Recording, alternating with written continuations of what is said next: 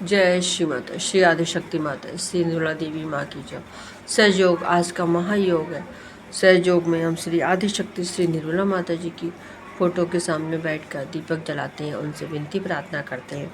माँ ने हमको बताया है कि हमारे शरीर के अंदर जन्म से ही हमारे अंदर सूक्ष्म तत्व होता है, उसके अंदर हमारे 7 चक्र और 3 नाड़ियाँ होती हैं। उन्हीं में से मैं आज आपको एक स्वादिष्टान चक्र के बारे में बता रही हूँ, जो हमारे शरीर का दूसरा चक्र है। स्वादिष्टान चक्र हमारे शरीर का बहुत ही महत्वपूर्ण चक्र है।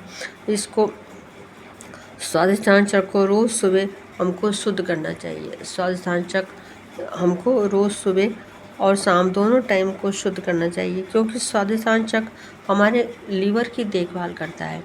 और इसको जब हम शुद्ध कर लेंगे तो हमारे लीवर से संबंधित कोई भी समस्या, कोई भी बाधा, कोई परेशानी नहीं पैदा होगी। लीवर हमारे शरीर का सबसे बहुत ही महत्वपूर्ण है। हमारे शरीर में लीवर हमारे शरीर में बहुत ही महत्वपूर्ण है। जब हमारा लीवर शुद्ध होता है तो हमारी पाचन क्रिया भी सही होती है। हमारा शरीर का पूरा जो क्रियाएं होती हैं हमारे शरीर के अंदर, वो हमारे लीवर से ही संबंधित होती हैं। जब जो हम खाना खाते पीते हैं और वो जब हमारे लीवर उसको पचाता है, उसको सही हमारा लीवर कार्य करता है, तो हमारा सारे सिस्टम हमारे सही हो जाते हैं अंदर के।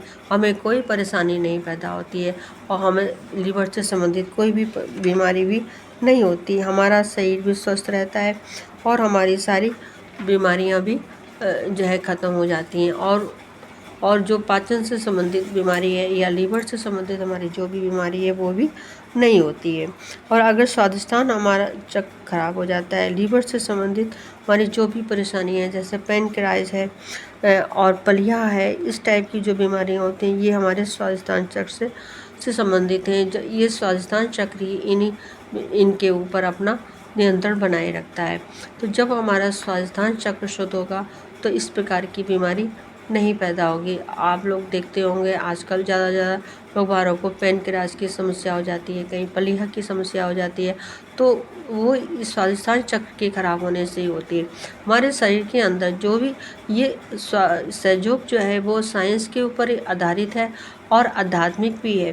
तो जो भी हमारे शरीर के अंदर क्रियाएं होती हैं, बीमारी होती है, अच्छाई होती है, जो भी परेशानियां होती हैं, वो सब हमारे चक्रों के खराब होने से और शुद्ध होने से ही होती हैं। जब हमारे चक्र खराब होते हैं तो हमें तरह तरह की बीमारियां पैदा हो जाती हैं, क्योंकि हर चक्र के खराब होने से हर एक बीमारी का संबंध हमारे हर चक्र से है। तो इसलिए हमको माँ के सामने बैठकर ध्यान करना चाहिए और उनसे अपने चक्रों को शुद्ध करना चाहिए माँ के सामने बैठकर, और अपनी कुंडलिनी माँ को जागृत करने के लिए प्रार्थना करनी चाहिए। तो मैं आपको बता रही थी कि ये सब बीमारियां जो हैं, वो जो लीवर से संबंधित बीमारियां जो हैं, वो हमारी स्वादिष्टान चक्र ही उसको नियंत्रण करता है, उनको देखता है। तो इसको शुद्ध करना हमारे लिए बहुत ही ज़रूरी है। इसको शुद्ध ज़रूर करना चाहिए। इसको शुद्ध करने का तरीका ये है, जो सहयोगी बहन भाई हैं वो लोग तो सब अच्छी तरह से जानते ही हैं कि कैसे चक्रों को शुद्ध करा जाता है। लेकिन जो मेरे बहन भाई नए हैं या नए पहली बार देख रहे हैं, उनके लिए मैं बताती हूँ कि जो है वह सभी भाई बहनों के लिए हैं, जो सहयोगी हैं उनके लिए भी, जो सहयोगी नहीं है उनके लिए भी ये वीडियो है।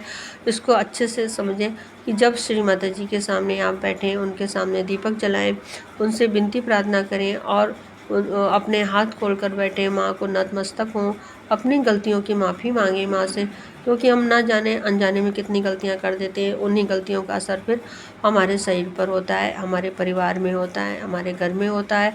तो हमको भगवान से माफ़ी हमेशा मांगनी चाहिए, क्योंकि आदिशक्ति श्री निर्मला माता जो है वो आदिशक्ति हैं, परमात्मा भी हैं, गुरु भी हैं और धन्वंतरी भी हैं। इन्होंने हर तरीके से, हर रूप में हमको ये समझाया है कि हमें कैसे अपने चक्रों को शुद्ध करना चाहिए, कैसे हमें स्वस्थ हम रह सकते हैं। वो सब तरीके उन्होंने हमको बताए हैं। तो हमको कैसे अपने चक्रों को शुद्ध करना है, तो हमें माँ के सामने दीपक जलाकर बैठना है, नतमस्तक होना है, उनसे अपनी माफ़ी मांगनी है गलतियों की, और माँ से प्रार्थना करनी है कि माँ मेरे सभी चक्रों को शुद्ध कर दीजिए। जिस चक्र से आपको कोई समस्या हो रही है, आपको उस चक्र का अगर आपको ज्ञान है कि इस चक्र की वजह से मेरी ये समस्या हो रही है, तो उस चक्र पर आप अपना हाथ रखें।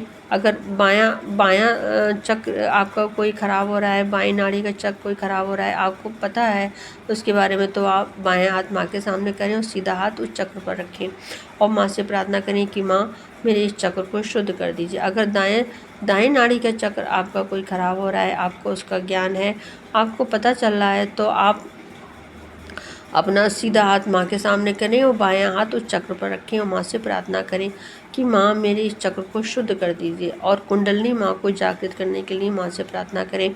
अब स्वादिष्ठान चक्र कैसे शुद्ध करेंगे? दायां स्वादिष्ठान चक्र ही हमारे लीवर की देखभाल करता है।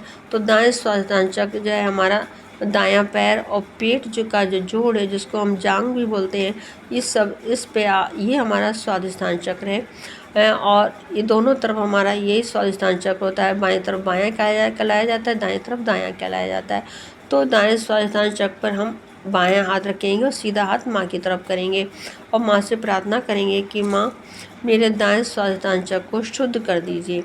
मेरे दाएं स्वादिष्ठान चक्र की जो भी बाधाएं, जो भी नकारात्मकताएं हैं, जो भी मेरी परेशानी है, उन सबको ख़त्म कर दीजिए। माँ मेरे दाएं स्वादिष्ठान चक्र को शुद्ध कर दीजिए। हे माँ, हे आदिशक्ति माँ, मेरी विनती प्रार्थना स्वीकार कीजिए। माँ मेरी कुंडलिनी माँ को जागृत कीजिए। ऐसा कह के आप 2 मिनट आप थोड़ा या तो माँ की विनती की तरफ देखें, उनकी चरणों की तरफ देखें, और उसको अगर इसके साथ आपको अगर अच्छा लगता है, आंखें बंद करने का मन करता है, तो आप आंखें भी बंद कर लें। तो आपको जब कुंडलिनी माँ आपकी जागृत होंगी तो आपके विचार रुक जाएंगे, क्योंकि कुंडलिनी माँ जब जागृत होती है नीचे से, कुंडलिनी माँ हमारे रीढ़ की हड्डी के नीचे जो त्रिकोणाकार है, ये यहाँ पर हमारी कुंडलिनी माँ है।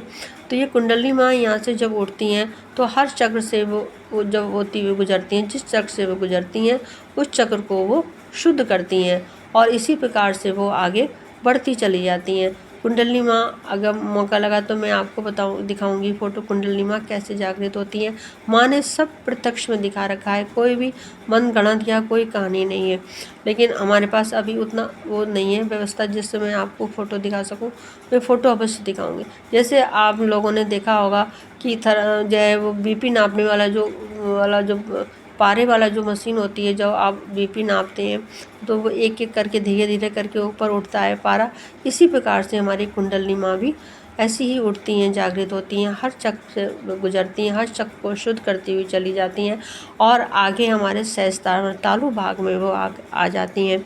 जब वो हमारे तालु भाग में आ जाती हैं तो हमारा सहस्त्रार खुल जाता है। सहस्त्रार खुलने का मतलब है कि हमारा भगवान से संबंध हो जाता है और हमारे विचार रुक जाते हैं। जब हमारे विचार रुक जाते हैं तो हमें बड़ा आनंद आता है और हमारा हाथों से और हमारे जो है वो हथेलियों से, उंगलियों से ठंडी ठंडी हवा आती है। तालु भाग में भी ठंडी हवा आती है, कभी माथे पे ठंडी हवा लगती है। तो इस प्रकार से हमारा ये सहस्त्रार खुलता है और हमारी कुंडलिनी माँ जागृत हो जाती हैं। तो इस प्रकार से हमारा स्वादिष्ठान चक्र शुद्ध हो जाते हैं और हमारे सारे चक्र शुद्ध हो जाते हैं। तो हमें माँ के सामने बैठकर यही प्रार्थना करनी चाहिए कि माँ हमें स्वस्थ कर दीजिए, हमारी सारी बीमारियों को दूर कर दीजिए। इसमें कोई समय की पाबंदी नहीं है। आप सुबह को 4 बजे से लेकर दोपहर के 12 बजे तक किसी टाइम भी कर सकते हैं और शाम को 4 बजे से लेकर रात के 10 बजे तक, जब आपके पास टाइम हो तब आप, जितना आपके पास टाइम है उतनी देर आप बैठकर माँ के सामने बैठकर अपनी विनती प्रार्थना कर सकते हैं, उनका ध्यान कर सकते हैं। इसमें कोई चिट्रमबाजी नहीं है, कोई इसमें झंझट नहीं है। बस केवल आपको माँ के सामने दीपक जलाकर बैठना है और उनसे अपनी दिल की बात कहनी है, क्योंकि माँ प्रत्यक्ष में होती हैं। माँ सारी बात सुनती हैं, समझती भी हैं और धीरे धीरे हमारी सारी बीमारियां भी दूर कर देती हैं। तो स्वादिष्ठान चक्र हमारे शरीर का बहुत ही महत्वपूर्ण चक्र है। हमें वैसे तो हमारे शरीर के सारे ही चक्र बहुत ही महत्वपूर्ण हैं, क्योंकि अगर एक भी चक्र हमारा काम नहीं करेगा तो हमारे शरीर के लिए, हमारे लिए बहुत दुखदायी हो जाएगा और समस्याएं खड़ी हो जाएंगी। इसलिए हमें अपने तो आप अपने पूरे चक्रों को शुद्ध करें, 7 चक्रों को शुद्ध करें, तो इससे आपकी बीमारियां भी कम होंगी और जो आपकी बाधाएं परेशानियां हैं वो भी ख़त्म होंगी। जिन बहन भाइयों ने मेरा वीडियो पहली बार देखा है वो लोग कृपया इसको सब्सक्राइब कीजिए, लाइक कीजिए। और जो मेरे बहन भाई वीडियो लगातार देख रहे हैं उन सभी बहन भाइयों को मेरा दिल से जय श्री माता जी, जय श्री माता जी। आप सब लोग मेरे वीडियो को लाइक कीजिए, शेयर कीजिए और कमेंट्स भी कीजिए। जय श्री माता जी, जय श्री माता जी, जय श्री माता जी।